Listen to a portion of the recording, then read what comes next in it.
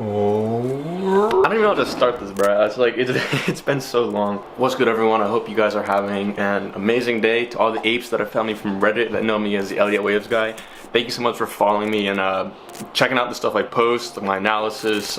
It's truly humbling, and I'm so grateful to have people that are interested to learn the craft that I do. And so in this video today, what I'm going to be doing is basically going over like the basics of Elliot Waves. If this is your first time checking out my channel, disregard pretty much all the other videos. I made a few like trading videos, but that was when I knew like nothing. A lot has changed since then. I won't lie, I was a Robin Hood degenerate, like pretty much everyone is when they start, you know, but a lot has changed. I lost everything pretty early on. And that taught me to like really learn what I was doing, and I'm grateful that I lost everything when I did, because I mean, this was like a year-ish ago, but you know, it taught me discipline, it taught me everything I needed to know. The people that say your failures are what make you, 100% agree. Also, before I start this video, I just want to put this out here. I do run a trading group, but it's really small. I don't like to pump it. I'm not even gonna link it in the description, but if you're interested, you know, I trade Elliot Waves. If you're interested, shoot me a message on Twitter or something, but it's not about the money, you know. It's mainly like me teaching people. It's just a really tight-knit, small community. Yeah, onto the waves. All right, so before we get into the basics, and depending on how this video does, and if you guys like this sort of stuff, I can definitely like make really more in-depth videos. It's more of a matter of, you know, identifying what's going on and seeing where you're at in a given cycle. More on that later. But to everyone who thought Elliot Waves guy was some like 40-year-old former Wall Street analyst, hedge fund manager, surprise. Okay, I actually just posted on my Twitter about this. So the FOMC meeting is I believe it starts in 15 minutes, but holy shit, this is a view of SPY on an hourly time frame. As you can see here, we have our 1 2 3 4 5 and our 3. I mean, obviously it depends on the type of correction. I'm gonna go into this later, but I'm just giving you like a visual example of how this works on all tickers. You know, it's not just specific to, be it Gamestop or whatever it is you want. This is everything. What's really important to discuss are the rules of Elliot Waves, and there's only 3 rules that are super important. Once you understand the rules, it makes identifying the trends a whole lot easier. You need to know these. So there are 2 types of waves, right? You have your impulsive moves. Let's see if I can like fucking move this like somewhere else. What if I can like zoom in down here maybe? Okay, sure, let's try this. Meaning our impulsive moves are made of 5 waves. So we have our 1 2 3 4 and 5, right? So this would be a 5-wave impulse, and an impulse wave means it's going in the direction of the trend. And so within these 5 waves, the cycle basically repeats itself over and over and over again. So hypothetically, we could say, okay, here's our 1, and then let's say we're trying to draw the subset within that 5-wave impulse, which will look something like this, right? And then by using fib extensions and fib retracements, you can come with your targets. I'm going to talk about that a little bit later in this video. But what I want you to take away from this is 5 up, 3 down. So we have our 5 up, as you can see here, right? And then those 5 waves consist of your wave 1. And for a wave 2, which is usually the steeper correction when comparing 2 and 4, would be 3 moves to the downside. Something kind of like this. And so on and so forth, right? And then, so this would be our 5-wave impulse. And I'm sorry, it's not gonna be perfect. I'm sure there's a better platform to like draw this out on, for example. But I mean, it's sort of close. Okay, so right, actually, before we get into that, let's talk corrective waves first. So we know that our impulse moves in waves of 5. Direction of the trend doesn't necessarily mean it's only gonna be 5 to the upside. If a stock's trajectory is going down, you're gonna see something kind of like 1 2 3 4 5. Where in the ABC correction, you're correcting to the upside before coming back down. So it'd be, then you have your A, B, C, and then keep flushing to the downside. Super important to understand this right off the bat. Impulse is 5, corrective is 3. In later videos, I'll kind of get more in depth on that.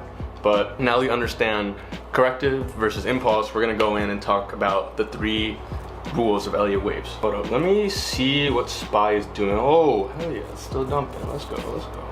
Back down here.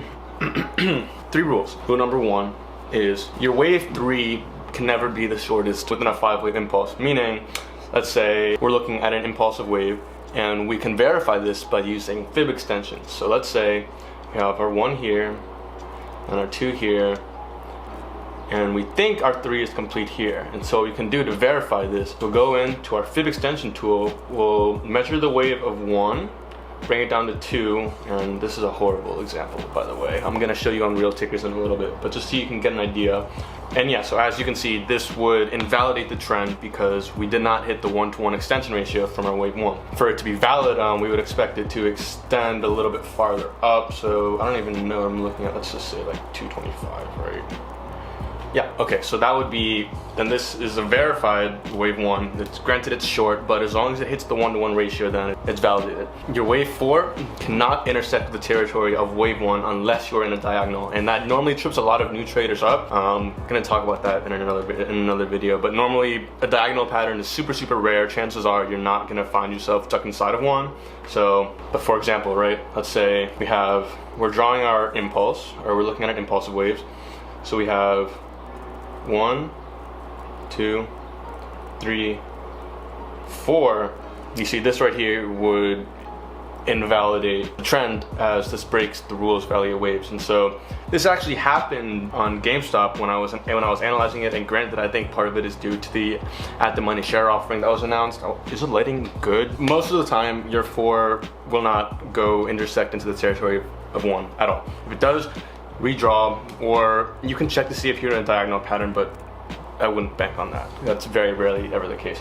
And your rule number 3, I mean, granted the order doesn't really matter, but your wave 2 cannot cross beneath the starting point of wave 1. Now this would invalidate the trend. So for example, let's say we're here, we have our 1, and then our supposed 2 comes down here, and it looks a little something like this. Not a wave 2. In this scenario, you're probably looking at a flat correction instead of a wave 2 corrective wave. Again, complicated terms, but you know, a flat would look something, I don't know, if we like measure it, we would expect a 1-to-1 there. So we go here, and that would put our flat at the, okay, we'll put our flat down here, but you know, same idea. So, but cool, so now you understand the basic rules, super important. Let me clean up my screen real quick here, and I'm gonna actually take you guys, we're gonna look at a few different tickers.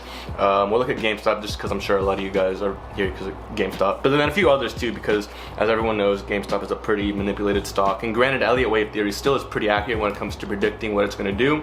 If you take the same principle to other stocks, it's like clockwork. Like you're amazed at how accurate it is. Oh my god, I'm gonna have to delete all this. Fuck it, I don't really care that much. Okay, for example, let's take a look at SPY, which is an ETF that tracks the S&P 500. So I don't have the whole, like every bit of it charted out, because I don't really care that much. As long as you can understand the bigger picture, you'll have a general idea of what the stock is going to do. And so when you go and like get really precise with it, is how you come up with more precise targets, and you can start giving more and more anticipations of what you think is going to happen. We still have all my drawings, whatever. For example, let's start right from here. As we can see here, we had our corrective waves here, and so to identify your wave 1, normally we're gonna see like corrective action, we're gonna see some red, and ideally to identify a wave 1, this is normally the hardest part, by the way. We're looking for a move in the direction of the trend, and so S&P 500 is a good example because for the most part it goes up, right? It's the market. So we go from our low here, which do note we have our 1, 2, 3, the downside, corrective waves. And on our upside goes, it's kind of subjective, but if I took extensions, I could definitely get it a lot better. But we could look at something like a 1, or 2, 3, somewhere up here, 4, 5, and then that movement itself is a 1 on a bigger scale. Do you see where I'm going with this? And we can verify the 2 down here because we are looking for a 2. Usually we're looking for a minimum 50% correction, ideally 61.8 to 78.6, but it does not have to hit those. If, for example, your wave 2 only corrects 23.6 or 38.2%, then we can expect our wave 4 to have a more intense correction, possibly down to 50%, 61.8, as long as it doesn't cross boundaries with the wave 1. Oh my god, I probably sound like a broken record, Jesus. Okay, so yeah, we can see in this scenario, right, we have our wave 1 all the way from the low here up to here, and so we take our fib retracements from the low to the high, and these gives us our Fibonacci ratios. I'm just gonna put a little thing up on screen here of what Fibonacci extensions and ratios are. Patterns in nature, that's why it works. So we have, this validates our wave 2 movement because it's a pretty steep retracement. Normally in your wave 2 is gonna be a stronger retracement than 4. And so we take that, and then we take our extension tool, right? And remember, wave 3 has to hit a minimum of a 1-to-1 extension of wave 1, otherwise the move is invalidated. So what we do, we take our extension from the bottom of the first, and we bring it all the way down to the end of the second. We're looking for a minimum of 100%, but ideally 1.618 to 1. And so in this scenario, we actually did break above it, which totally fine. This is to be expected. And to get a more precise target of, say, the 5 up here, that is when you would start to look at the waves on a smaller scale and start to figure out, okay, gonna end somewhere in this vicinity. And that's kind of how Elliott waves works in a nutshell. You are coming with a price target on a bigger time frame, and then on the smaller time frame, you're analyzing the waves within the bigger wave. So by doing this, you are giving yourself basically an array of targets that you're looking to see hit for the wave structure to be valid. And that's kind of the beauty behind Elliott waves. It just goes smaller and smaller and smaller down to like an almost minute time frame. But it works. The patterns, you'll see, they repeat themselves. Cheers. So we can see the dark 3 was formed there. And normally our wave 4, remember, our 4 doesn't retrace as much as the 2 in most scenarios. So normally wave 4 will hit the 23.6 retracement level, but sometimes we'll see the 38.2 level hit as well. But as long as it doesn't go under your wave 1, then it's valid. And so what we can do here, we can go from the bottom of our 1 all the way up, bottom of our 1 all the way up to the 3, and we're looking for 38.2-ish. And would you look at that, you see, crazy, right? Our 4 finished right on the 38.2 level. So ideally, I mean, this was the day it dumped hard. If we zoom in, I don't know if a 1 hour will show here. It's only 20 days, I believe. Yeah, no, sadly. But just from eyeballing it, you know, we can see our 1, 2, 3 to the downside. But by looking at the bigger picture, we can determine that that whole move down to the 402 area is actually just our 4 completing, which means we have our 5th wave left. But we're nearing the end, you know, we're kind of running out of steam. So we take those targets, and wave 5, normally with tube extensions, wave 5 is typically 0.618 extension ratio of your waves 1 to 3, but do note it can go higher. It can see a 0.786 is also pretty common. For example, let's just zoom out to my weekly view of the S of SPY, right? So to illustrate this, also these are the waves here are just visual purposes. I did this a while ago. I could label them, but too lazy. I can eyeball it good enough. I'm just gonna delete it so you can see. So we delete this, go to our extension tool from the bottom up to 3, down to here, and this gives us our targets here, right?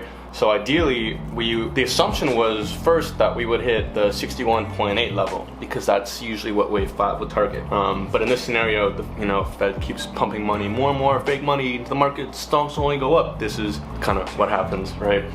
But that puts our updated 5 target right at the 78.6 level, which, go figure, is 432. So be on the lookout for that.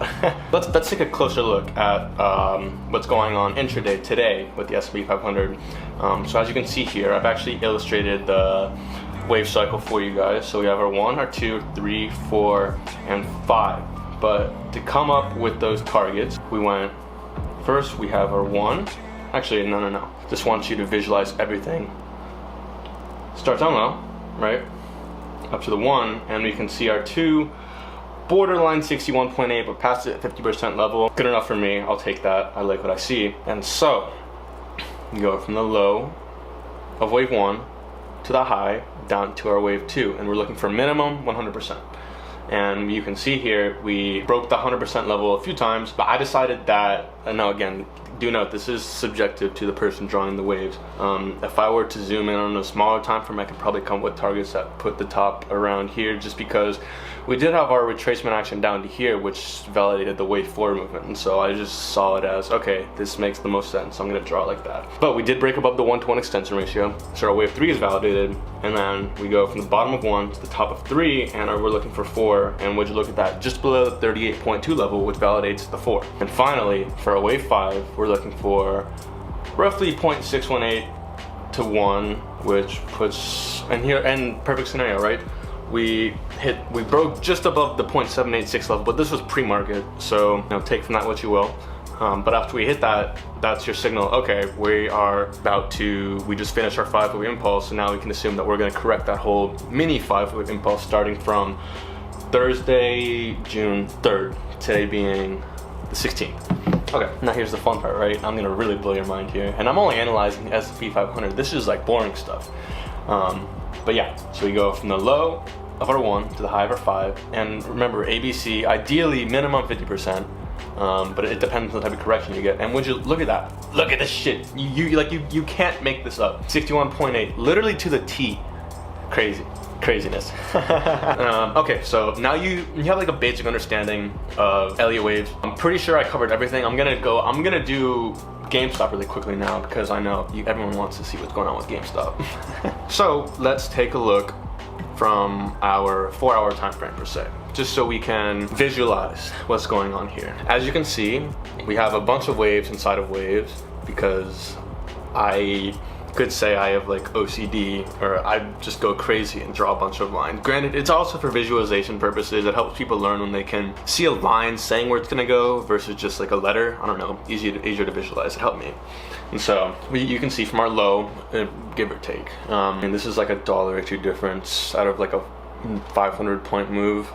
A dollar doesn't matter too much in the grand scheme of things. But so we have our move 1 and 2 from that entire move, which means that right now, on the biggest scale possible, looking at GameStop, we are within a wave 3. Now remember, a wave 3 is usually the strongest of the 5, most extended of the 5, time to be buying.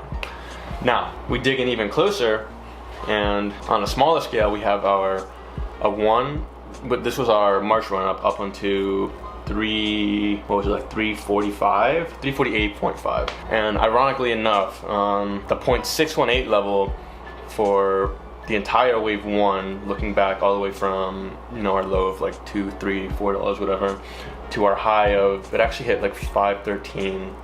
Yeah, 513. But yeah, looking at the extension I drew from there, the 0.618 level actually came out to 334.5, which is pretty fucking close to our March high of 348.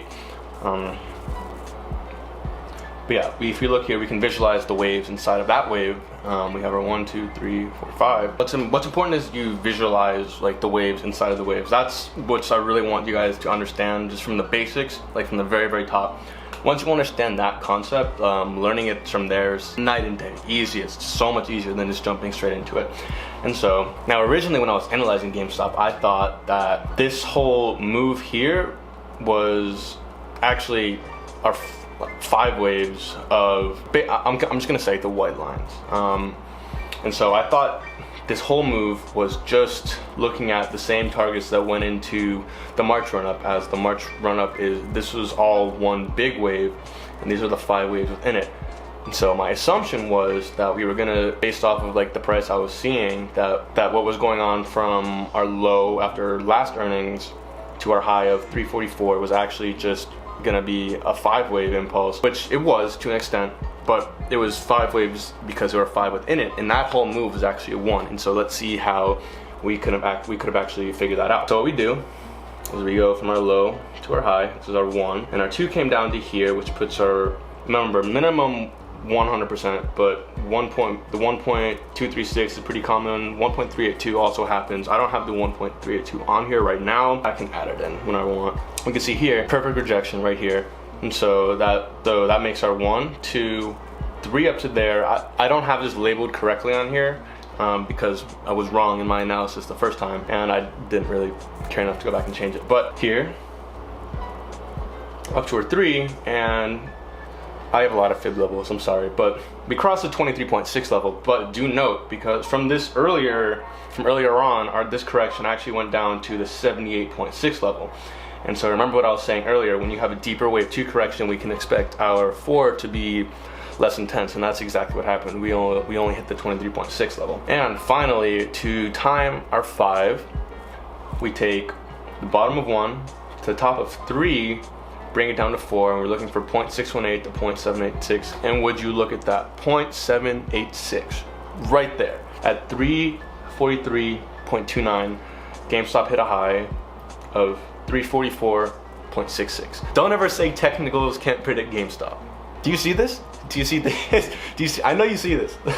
Okay, but taking that same knowledge of our wave 2 is usually the stronger correction, this made me think, okay, first of all, what led me to redo that whole analysis was because our wave 4, supposed wave 4, broke below the top of 1, which can never happen unless we're in a diagonal. I'm just gonna say that if the overarching wave is a 3, then your 4 cannot cross below the 1. And the overarching is a 3, remember, we zoom out and we'll see not only are we within the yellow, but the yellow is within the 3, which is the blue, if that makes sense. So yeah, no, didn't work, had to redraw.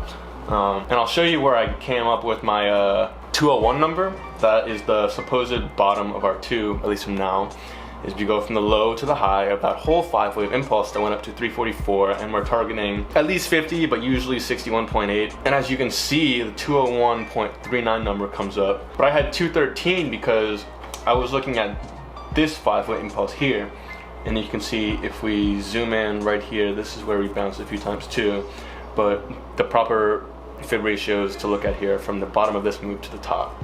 Sorry, sort of confusing. I'm throwing a lot of information at you guys. This is probably a really long and boring video, but knowledge is power, and I don't want to like skip out on anything because this is super important stuff, super helpful stuff too, for that matter. But finally, remember, because our wave 2 is oftentimes the most corrective, strong correction, which, so if this whole move was a 1 and our 2, I mean, no shit, it was a pretty strong correction. We dropped from 344 down to a low of 206. That's over 130 points. I'd say that's a pretty strong correction. So wave rules still apply, and using our rules, remember our wave 3 can't be the shortest. That would put we have our 1 and our 2, bring it down to the 3. I think I already have this drawn, but yeah, oh well, double or nothing.